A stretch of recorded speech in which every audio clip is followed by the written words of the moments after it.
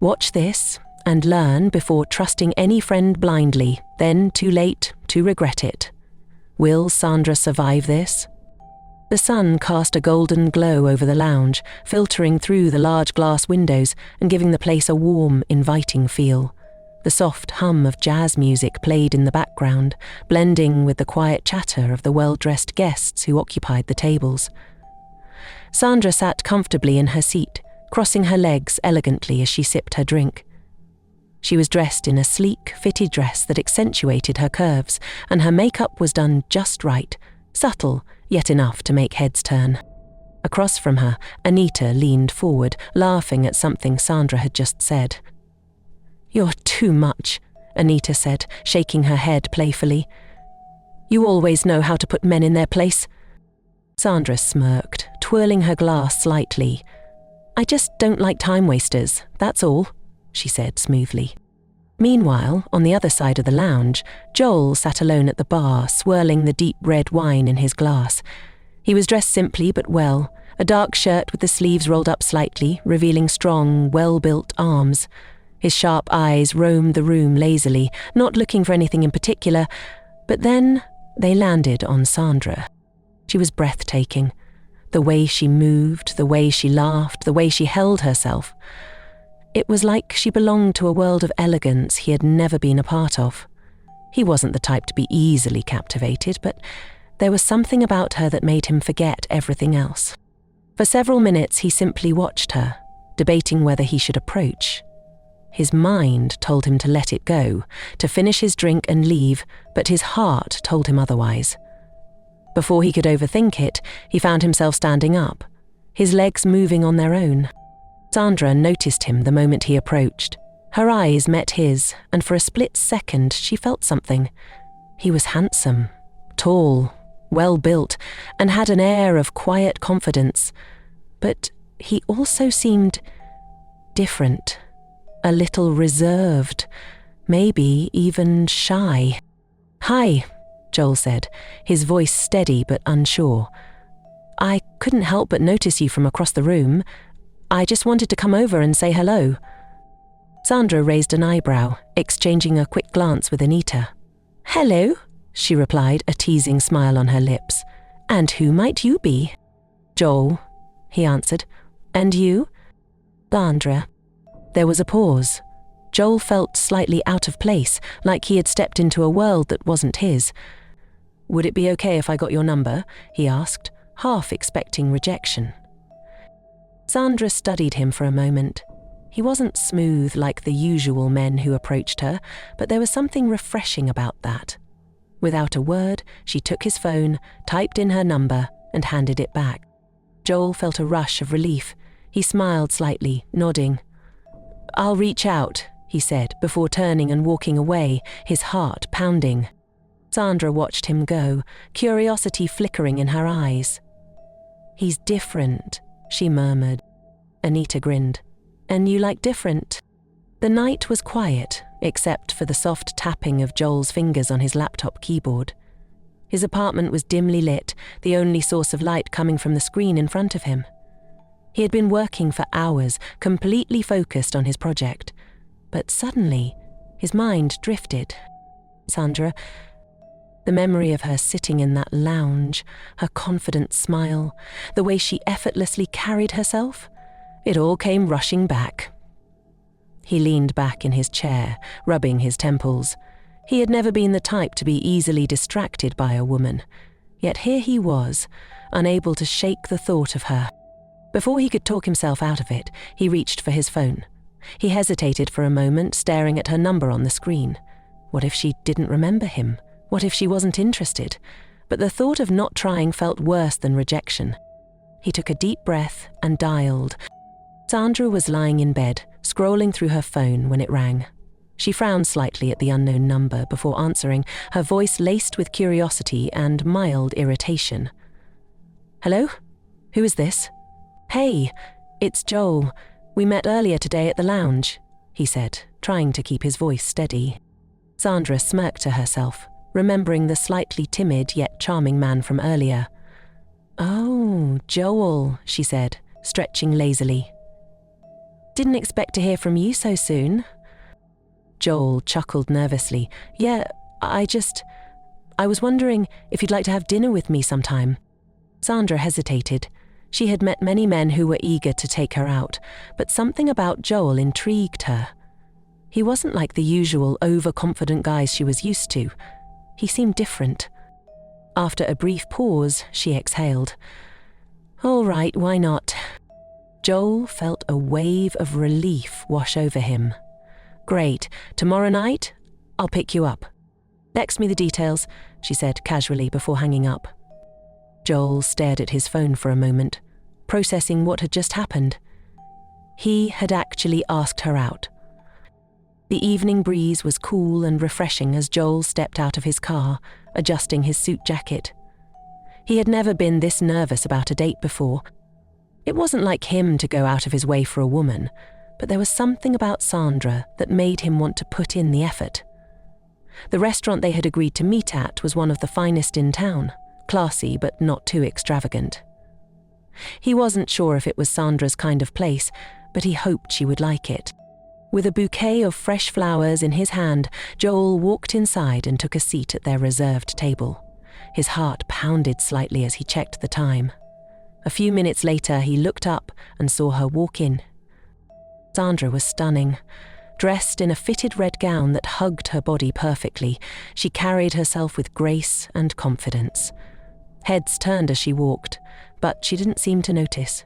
Or maybe she was just used to it. Joel quickly stood up, a small smile playing on his lips. You look amazing, he said, handing her the flowers. Sandra smirked, taking the bouquet and inhaling its sweet scent. Thank you, Joel. That's very thoughtful of you. They both sat down, and the waiter came over to take their orders. As they waited for their meals, they started talking, getting to know each other beyond their first impressions. Sandra spoke about her love for traveling, fine dining, and luxury shopping. She told stories about parties she had attended and the lavish lifestyle she enjoyed. Joel, on the other hand, talked about his work as a web developer, how he built his career from scratch, and how he enjoyed the quiet life. As Sandra spoke, Joel couldn't take his eyes off her. She was so different from anyone he had ever met. Confident, outspoken, and unapologetically herself. He admired that about her, even though he knew their lifestyles were completely different. At some point during the dinner, Joel took a deep breath and decided to express how he felt. Sandra, I really like you, he said honestly. I know we're different, but there's something about you that I can't ignore. I'd like to see where this goes. Sandra leaned back in her chair. She had seen this coming, but she wasn't sure how to respond. Joel was a great guy, handsome, successful, and clearly romantic, but she also knew he wasn't like the men she was used to. She placed her glass down and met his gaze. I'll think about it, she said softly. Joel nodded, trying not to look disappointed. He appreciated her honesty, at least she hadn't given him false hope. Later that night, Sandra sat at the edge of her bed, deep in thought. She stared at the bouquet of flowers Joel had given her, still fresh and vibrant. She liked him, there was no doubt about that. He was handsome, reserved, doing well for himself, and, most importantly, he seemed to genuinely care about her. But then, there was the other side of things. He might not like her lifestyle. He might want her to change, to tone down her expensive tastes, her love for parties, her need to live life to the fullest. That was a risk. The next morning, she met up with her best friend, Betty, at a cafe. Betty had been her closest friend for years, someone who understood her more than anyone else. So, tell me about this guy, Betty said as she sipped her coffee. Sandra sighed. He's different, Betty. He's not like the usual men I date. He's quiet, focused, not a show-off. He's not in every girl's DM, and he doesn't try too hard. He's just him. Betty raised an eyebrow. And that's supposed to be a good thing, Sandra chuckled. I don't know. That's what I'm trying to figure out. Betty leaned forward. Listen, Sandra, guys like Joel are sweet at first, but trust me, They always want to change you. A man like that will tell you to stop partying, stop dressing a certain way, stop spending too much. Before you know it, he'll be making you feel guilty for enjoying your life. Sandra sighed. I thought about that too. But at the same time, maybe that's what I need. I've dated the flashy guys, the ones who throw money around, have too much pride and can't stay loyal. Maybe it's time I tried something different. Betty scoffed. Different doesn't always mean better.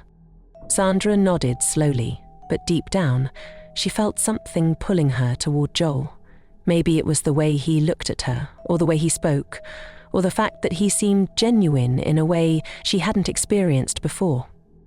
For the first time in a long time, she wanted to take a risk.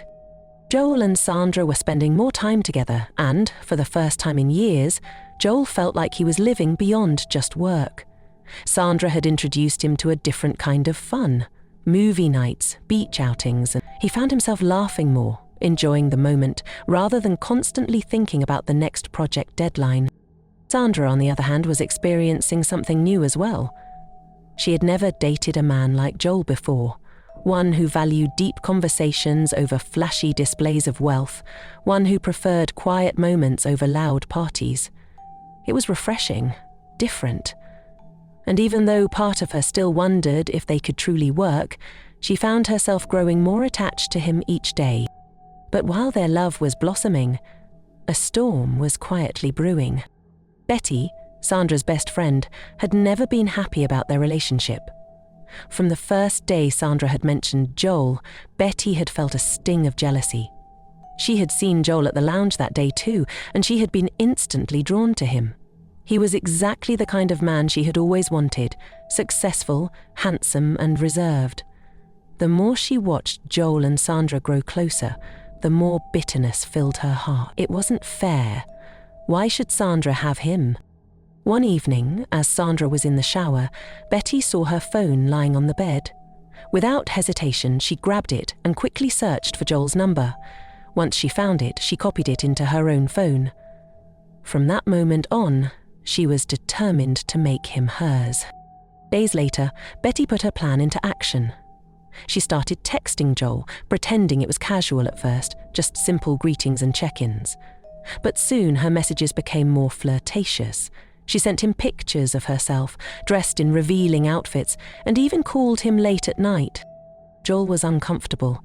He ignored most of her messages at first, hoping she would stop, but when she became persistent, he knew he had to do something. He thought about telling Sandra, but he hesitated. He didn't want her to think he was trying to turn her against her best friend. He knew how much Sandra valued loyalty, and he didn't want to create unnecessary drama. Instead, he chose to keep his distance from Betty, hoping she would eventually give up. But Betty wasn't the kind to give up easily. One evening, she decided to take things a step further. She dressed up in a tight, elegant dress, applied her makeup perfectly, and sprayed her most seductive perfume.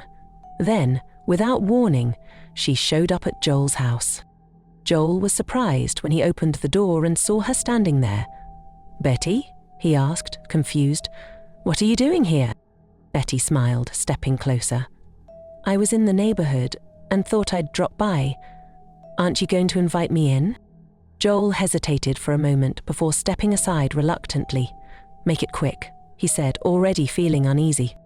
As soon as she entered, Betty made herself comfortable. She walked around his apartment, pretending to admire the space. "You know, Joel," she said, her voice soft and alluring, "I don't understand why you're with Sandra. She's not the type of woman who can make a man like you happy." Joel tensed. "Betty, if you came here to talk about Sandra, you should leave." Betty ignored him. She stepped closer, placing a hand on his arm. "I could make you happy," she whispered. "I know what you need, Joel." Joel immediately took a step back. "Betty, stop this," he said firmly. "I love Sandra, and I would never betray her." Betty's face darkened with frustration. "Love," she scoffed. "You think Sandra loves you? She's just with you because you're different from the men she usually dates. It won't last." Joel clenched his jaw. "I think you should go." Betty's eyes flashed with anger. She had never been rejected before, and now she felt humiliated. Without another word, she stormed out of his house. As she walked home, her frustration turned into rage. If she couldn't have Joel, then Sandra wouldn't have him either. A sinister thought crossed her mind, and a slow, wicked smile formed on her lips. She would make sure their relationship didn't last, and she knew exactly how to do it. Sandra was in a good mood that evening. She had been thinking a lot about Joel, and though she was still trying to figure out her feelings, she knew one thing: she liked him. He had been patient, kind, and willing to put in effort, something she wasn't used to. With a smile on her face, she decided to surprise him. She picked up her car keys and drove to his house, imagining the look of joy on his face when he saw her. But when she arrived and stepped into his living room, the smile on her face vanished. A woman sat on his couch, her hand resting on a visibly pregnant belly. Joel stood beside her, his face filled with frustration and confusion. The woman looked up at Sandra and smirked. "You must be Sandra," the woman said. "I think we need to talk. I'm pregnant for Joel." Sandra's heart stopped for a moment. She turned to Joel, praying for an explanation. But before he could speak, the woman continued. "We've been together for months. I didn't know he had another woman. But now that I'm carrying his child, I think you deserve to know the truth." Joel took a step forward, his voice filled with urgency. "Sandra, I swear I don't know this woman. She's lying." But Sandra had heard enough. Her vision blurred with anger and betrayal. "I've seen enough, Joel," she said, her voice shaking. "You're just like the rest of them. A liar and a cheat." She turned on her heels and stormed out before he could stop her. When she got home, Sandra collapsed onto her couch, tears streaming down her face. How could she have been so foolish?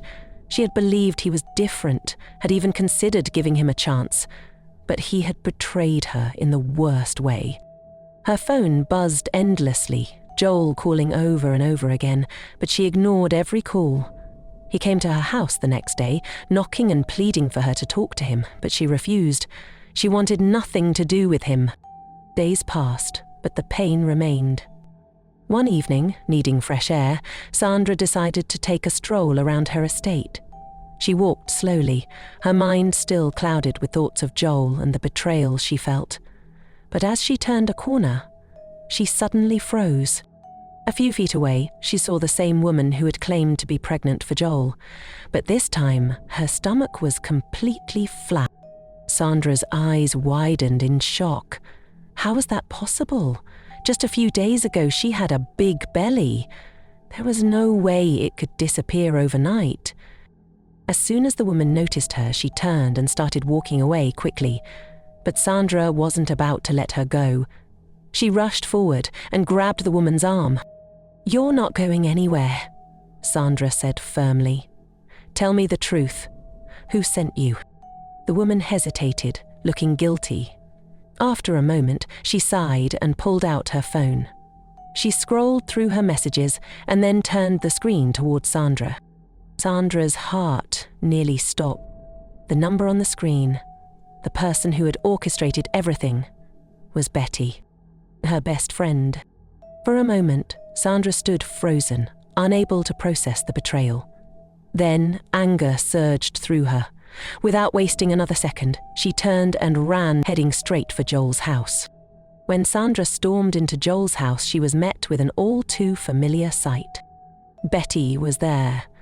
Again, she was sitting on the couch, talking to Joel, a fake concerned look on her face. "Sandra isn't good for you," Betty was saying. "She's reckless, selfish. You deserve better." But before she could continue, Sandra's voice rang out.